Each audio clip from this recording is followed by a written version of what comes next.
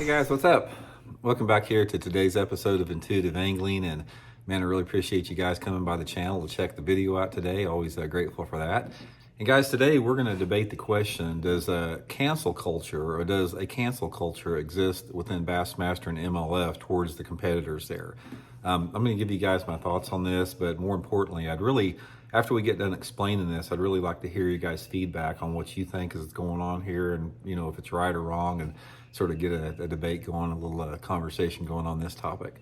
I'm also, guys, just two quick housekeeping tips I want to remind you of. I just want to invite everybody out there to please hit that subscribe button here to Intuitive Angling. Right now, we've got less than half the people that watch the videos are actually subscribed, so that'd be much appreciated. And also, please check out the Tackle Warehouse end of spring sale going on right now. From now till the 29th of this month, they got a bunch of cool sales there. I'll link my Tackle Warehouse link in the description if you guys want to use that link to take advantage of some sales. It's a good way to support the channel, so much appreciated.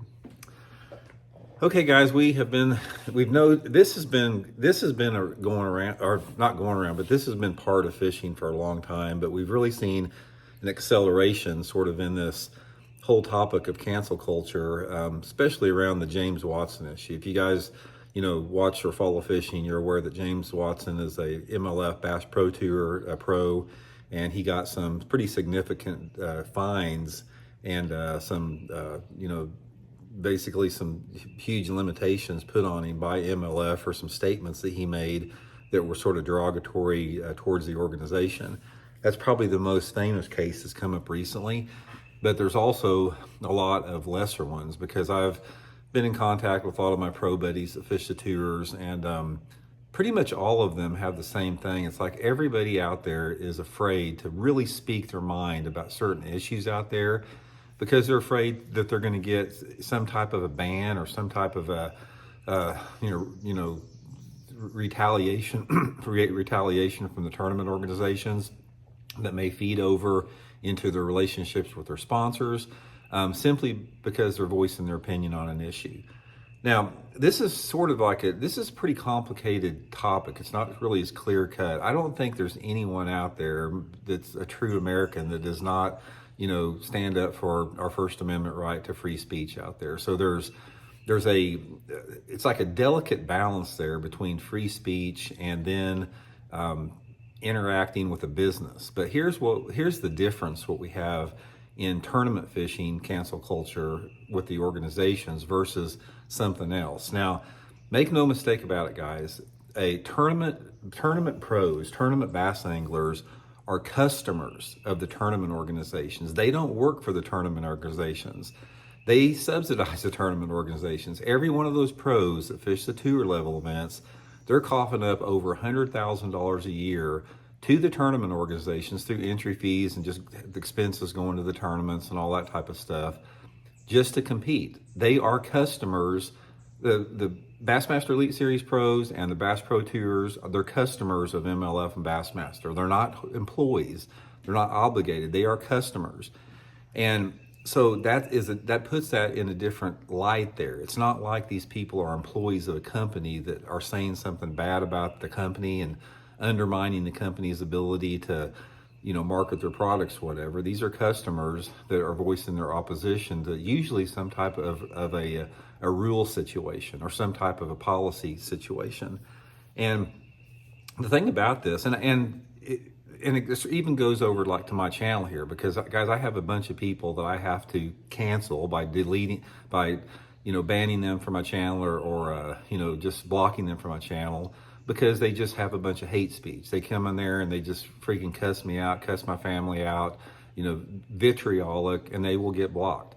That's not what we're talking about here. What we're talking about is when you have a tournament angler that has a legitimate gripe or a legitimate complaint about the tournament organizations they're fishing, what is that angler supposed to do? It's like if they're not allowed to voice that opposition, and the tournament organization that sort of falls on deaf ears, then if they go out on a limb and go out on social media and start voicing those oppositions on social media, does the tournament organization have a right to basically cancel them from the tournaments? And now I know that if you sign, when you sign a release, you agree to all the stipulations, because all tournament organizations, Bassmaster and MLF, if you look in the rules, they've got a section in the rules that basically say it's a long-winded explanation, but it basically says you can't say or do anything that's going to reflect poorly on the tournament organization. That is a very gray area, and that's a very broad area out there. And the problem that I have seen as a tournament angler, working with tournament organizations throughout the history of my career out there, is that a lot of the tournament organizations, a lot of the issues that Bassmaster and MLF have had over the years, since I've been fishing with them for over 40 years, they're self-inflicted wounds because of lack of transparency. And I've noticed that a lot. When you have a business or an organization or even people in positions of power that have that ability to do that have that ability to squash some type of dissent, that never turns out good, especially when there's no transparency behind it. And tournament organizations as a whole, from my experience, are very resistant to making transparency within their policy and their rules and their organizations. They will throw out there just enough to address a topic, but they don't get into the nuts and bolts of it. And it leaves people guessing, it leaves people wondering out there, and it never works out good. One of the things that we could solve all this, if there's a pro out there that is disgruntled and they feel like they've been slighted for some reason or whatever, they feel like they've had something unfair that came upon them, or the tournament organizations did something, and they come out to vocalize it, the tournament organizations shouldn't cancel them out and slap them down and tell them you need to shut your mouth or get out of our organization. They need to address the situation, because if somebody has a problem or an issue in a situation, more than likely a lot of other anglers have that. And if they would be open and public and vocal and say, okay, look, James, let's just talk about James Watson. It's like if MLF would have basically came out publicly and said, okay, here's the issue that we have with James. This is our point. This is what the situation is with it. This is exactly what took place with that. And that might make it a little bit more, palatable to the general public and the fans out there.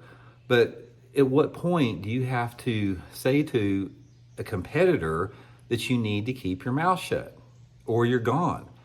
And is it like with this whole deal about spotlighting, it's like if enough of the vocal pros out there, or enough of the pros on the Bassmaster Elite Series started dogging Bassmaster big time, it's like, you guys are screwing up, you're making a mistake here about forward-facing sonar, which they are. And if they got super loud about it, does Bassmaster have the right to basically say, you need to tone it down on this thing here, or we're going to have issues and we're going to have problems and you may be in violation of the agreement that you signed out there? I just think that is like such a perfect example of cancel culture we have here. And the main thing about that is, like, everybody, the tournament organizations and the pros both, everybody just wants to be successful. That's the whole thing about it. It's when somebody has a complaint or makes an issue or raises an issue, they're not trying to be a pain in the butt. They're not trying to undermine anybody facetiously or maliciously. They've got a legitimate issue that has some type of an influence on either themselves or other people, and they want to acknowledge and some type of a situation resolved from it. You shouldn't have to be living in fear that you're going to get banned from a tournament organization just because you open your mouth. So, I got experience with this, guys, because you guys know I'm pretty vocal on the channel here, and I get all types of stuff out there. It's like, Randy, you better keep your mouth shut. You need to keep your mouth shut. It's like, why? You want to cancel me? You want to cancel my First Amendment right simply because you don't agree with my position on that? Everybody can disagree and still get along. It's the old saying. It's like, we're going to just agree to disagree. There's a lot of truth to that to some extent, but I don't know. It's just disturbing to me, guys. It's like when I see these tournament, or when I see a pro with a legitimate issue that they see as a problem, and they try to vocalize their opposition to that problem or bring it to light, and then they get squashed by the tournament organizations because the tournament organizations think it's going to reflect poorly if they bring this to light. I don't see how anybody can think that's a good thing. I mean, it's not like if you worked for a hamburger company as an employee, and you just got on your social media and say, don't buy these hamburgers, they suck, they're the worst hamburgers of the year that ever been made, that's a different situation than basically being critical of a tournament organization for a rule or something like that. So mainly, guys, I want to know what you all think about it. Do tournament organizations, not that they don't have a right, because they are a privately owned body, and I guess they can do whatever they want to, but in the bigger picture, there has to be some type of transcension above that. It's like a tournament organization can't get so locked into the fact that they're a business, they're a for-profit business, and by God, they're going to do whatever they want to. They don't care what anyone says. Tournament organizations have some type of a responsibility because, like I said, it's the anglers that keep them in business. It's like if it wasn't for the tournament anglers subsidizing the tournament organizations, they wouldn't even exist. I just think there needs to be a better mutual relationship as far as working out issues with it, because we don't have that right now. I think that so many professional bass anglers in this country, they live in fear that they can only say so much or there's going to be repercussions to it. Now, granted, I think that we have an environment in professional fishing now that's a little bit more accepting to vocal opposition. But back, guys, I'll tell you right off the bat, 30 years ago, 25, 30 years ago, it wasn't like that. It's like you had to toe the straight and narrow line. You could not say anything bad about an organization. You were in, you might, jeopardize a sponsorship or tournament, or even being in the tournaments. It's not like that. We've had a little bit more open dialogue with that. And I think one of the big reasons you're seeing this getting a little bit more accepting is that people love authenticity, even if they're rough around the edges. It's just like James Watson. James Watson is a controversial figure in the sport, but he is a loved figure in the sport because he's authentic.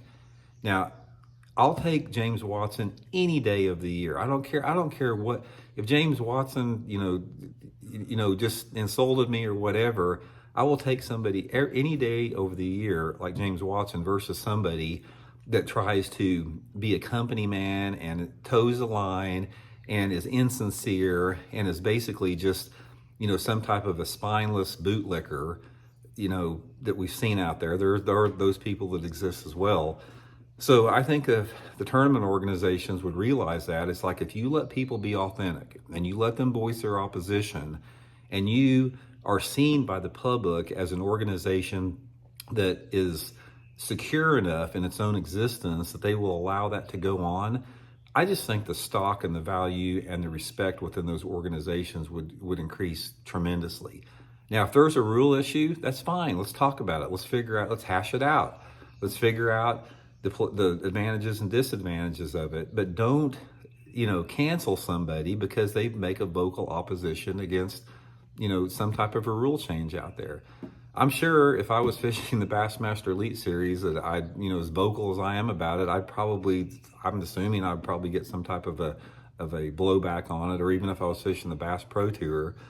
But like I said, it's a real slippery slope when you start, trying to tell tournament anglers what they can and can't say, even though they've signed an agreement.